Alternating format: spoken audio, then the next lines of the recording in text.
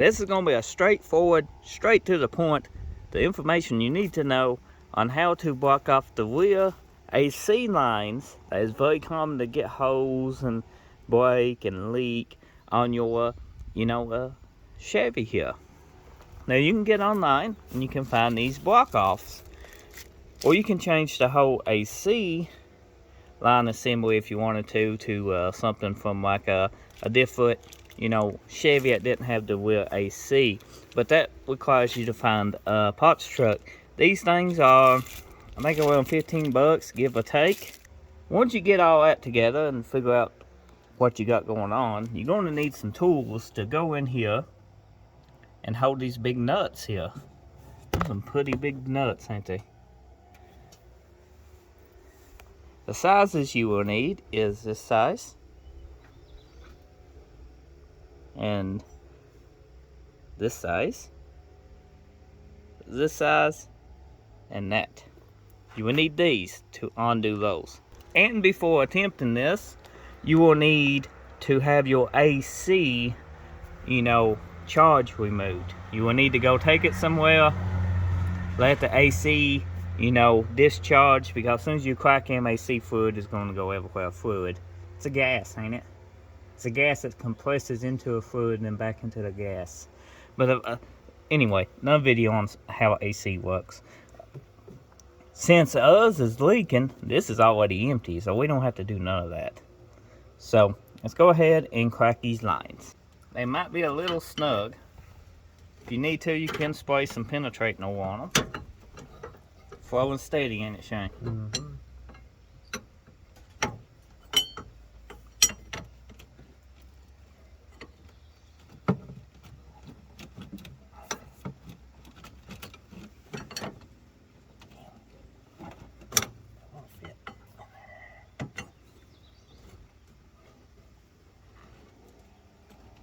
So we're having trouble to break us free. It's kind of flows, so just take your time because you can damage your line, then you have to replace your whole line. So we're going to try the little side next, and then go back to the big side later. Go ahead and show you these. These screw up inside the part here and this part here to block it off going to the rear AC. It's pretty simple little thing. It saves you from switching the lines, but these use O-rings. They come in the pack too, and you want to make sure your O-rings are put on this. The bigger one goes to this guy, the little green one goes to that. The good thing about having a yard full of vehicles, and if you get in a mess like this, and being able to show you guys when you might need a part, is having a parts truck. Exactly what this is the hood off that Suburban we've been working on. If you ain't seen us install a cow hood when we got this truck came with a cow hood. But this line up top here off this style Chevy goes up here, goes around and connects right here. You will not need the block offs if you have one of these at the junkyard, or in your yard. And then this line goes in here. As you can see, you got two lines coming in and out, and that's it. It's pretty simple. Move this out of the way so you can see better.